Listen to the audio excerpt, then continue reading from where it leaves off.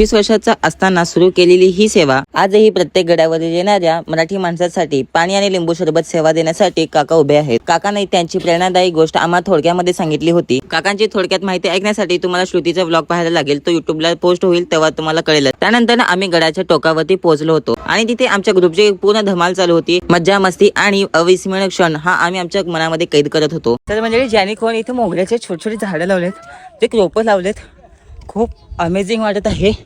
संपूर्ण गडावरती मोगऱ्याचे असंख्य असे रोप लावले होते. चारही बाजूने दरवळणारा हा मोगऱ्याचा सुगंध अगदी मन प्रसन्न करून टाकत होता. त्यानंतर आमचा ग्रुप फोटो झाला. त्यानंतर श्रुतीच्या ब्लॉग मध्ये आम्ही किती अडथळा निर्माण करू तितका अडथळा निर्माण करत होतो. गडावरून खाली उतरताना आम्हाला 84 वयाचे हे आजोबा भेटले होते. एवढ्या वयातही ते आजही सेवासाठी तत्पर आहेत. 3 वर्षापूर्वीच आजीने त्यांना कायमची सोडून गेल्या होत्या, पण तरीही आजोबांच्या चेहऱ्यावरचा हसू आणि सेवाभाव तसंच निर्माण होता. काका आणि आजोबांची गोष्ट ऐकून त्यांचा आशीर्वाद घेऊन आम्ही पुढच्या मोहिमेकडे निघालो. त्यानंतर आम्ही गोदनेश्वर मंदिरात पोहोचलो होतो. महादेवांचं दर्शन घेतलो. मंदिराच्या आजूबाजूचा निसर्गरम्य वातावरण आणि शांत असा परिसर आम्ही महसूस करत होतो. त्यानंतर वेळ झाली दुपारच्या जेवणाची. घरगुती जेवणाचा मनसोक्त आम्ही आस्वाद घेतला. दुपारचं जेवण झाल्यानंतर आम्ही शतपावली करण्यासाठी गावातच फिरत होतो. इतक्यातच पावसानेही हजेरी लावली होती. पाऊस काही काळच पडला होता, पण वातावरण खूप छान करून गेला होता. आणि मंडळी, ट्रिपचा शेवटचा पार्ट पाहण्यासाठी आत्ताच आपल्या चॅनलला फॉलो करून घ्या. आणि आजचा व्लॉग इथं संपला. भेटूया नेक्स्ट व्लॉग मध्ये. Thanks for watching.